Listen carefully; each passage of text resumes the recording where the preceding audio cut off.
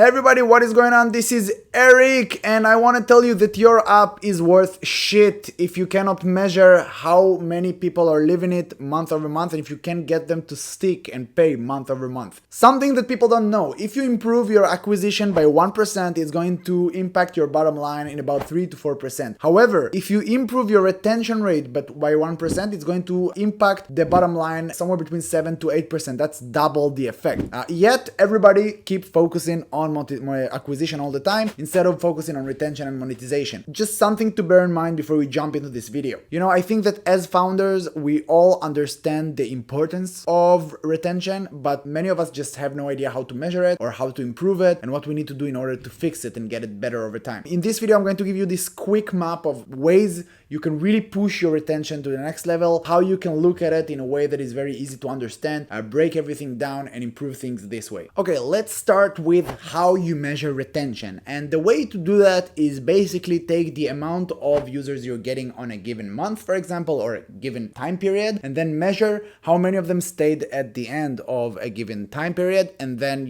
measure the percentage of people who left. Let's say that we're measuring that the time period of 1 month. During this 1 month, we got 100 new customers and 20 of them left. It means that we have 20% churn rate. That means that in 5 months, all these initial users are going to leave. Again, that's in all averages. These are numbers, these are statistics we're playing with here. And let's say if in that case, if they stay for 5 months, let's say that our ARPU or average revenue per user per month is about $25 per month, then the lifetime value of a customer in my business is $125. That means that I need to acquire a new customer in less than $125 in order to be profitable on my business. This is kind of the basic math of SaaS. And if you don't know how to calculate that, or if you don't calculate that for your business, you better start now. Now guys, I'm just going to put in here the formula to calculate churn. I'm going to read it from the screen, but it's important that you're always going to be on top of it. Okay. The way to calculate churn is the number of lost customers divided by the total customers at the beginning of the time period. All of that times 100. If you want to learn more about these SaaS metrics and how to calculate them, please type in metrics in the comment section below and we'll make sure to have a video talking just about that. Okay, so now that we understand how to measure that and why it's so important, let's talk about how we can actually improve that. That's, I think, probably the biggest thing we need to talk about.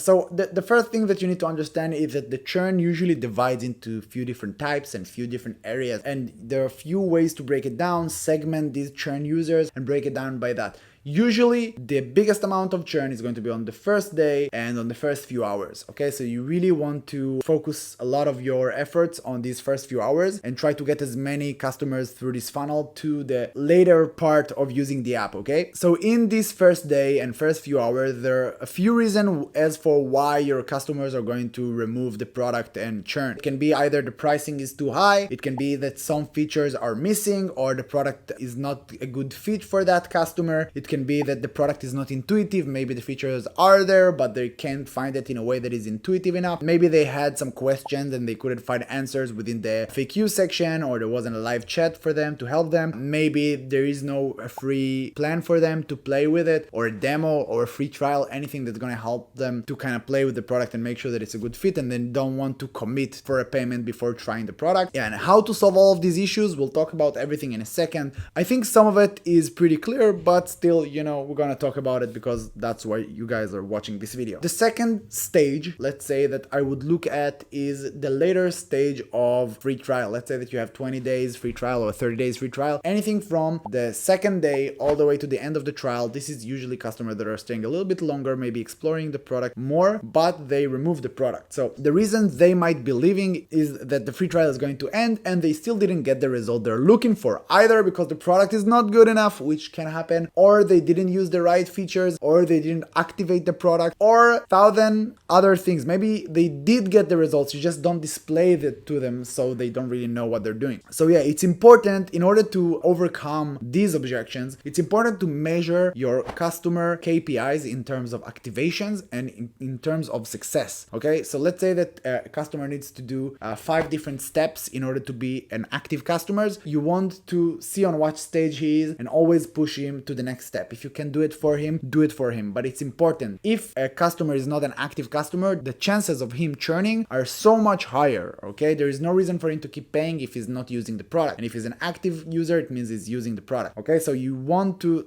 measure these KPIs and always keep pushing him down the funnel to being an active customer. Also, if he's not getting the results he's looking for, you need to understand why it's happening, maybe through customer success, maybe reach out to him and see what's going on and try to fix it before he churns, okay? If you know that there are best practices in the product he's not using, try and push him to use these features through email, through banner, through all of that. We'll talk about that in a second as well. Yeah, and if they're active and they're getting the results they want, you want to display the results, okay? If it's saving time, display how much time they saved. If it's generating revenue, how much revenue they sent. If it's marketing automation, how much marketing they've done, how many emails or SMS or I don't know, ads they ran. You really want to display the main KPIs to the customer so it's going to stay for longer. Now, about same day uninstalls and about longer term uninstalls, let's talk about some quick fixes you can do to fix it up. So for same day uninstalls, it's important to really shorten the activation process. Do not take any information unnecessary from the customer. Do not ask random questions. Don't take them to beautiful pages that are just beautiful and there for no reason. Take them through the steps they need to take. They must take. Anything that they don't must take, just skip it. If you can do some work in the background for them so they just need to click one button, do that. That's great. Minimize the activation process and time. Second,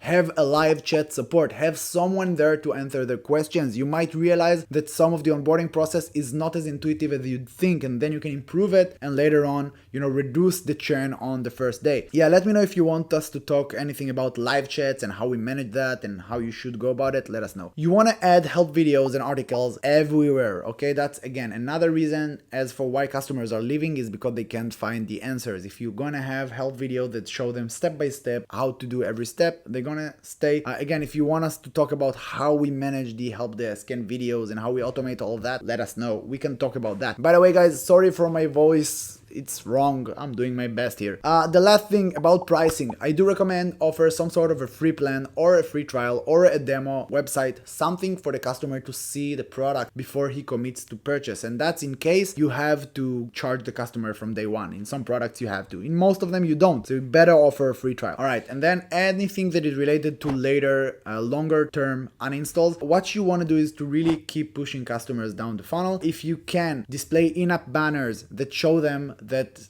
critical features are not enabled. Send them emails to let them know about these critical features. Let them know that you can help them on a live call. Ask them if they want you to set it up for them. Everything that you can do to push them down the funnel. Remind them trial period is going to be over and they're still not using the product. Do everything that you can do to motivate them and take these further steps. Another very important thing is education. Keep educating your customers about the critical features that they're not using, especially features that came up after they installed the app. Sending emails, information. Every time they go into the app, show up the live chat, just pop it up with new information, with new videos that's going to teach the customer about how to use the product. Anything that is long term, let's say that someone uninstalls you after, 6 months, that's the time for you to really take it to the next level. Go into his website or if you have his contact information, call the customer, talk to him, try to understand what was the main pain point. Maybe it was something related to the product, maybe it was related to the pricing, maybe it was related to the service. However, you need to start collecting this data and quantify it. This way you can fix it for the rest of the customers, and this is how you increase retention. It's okay to charge less if it means that the customer is going to stay for longer. And if it's effective for all the customers, that's a huge multiple. So it's important to always talk to the customer and get them to reinstall or at least give you the feedback he needs so that you can improve everything for the rest of them. One last thing that is important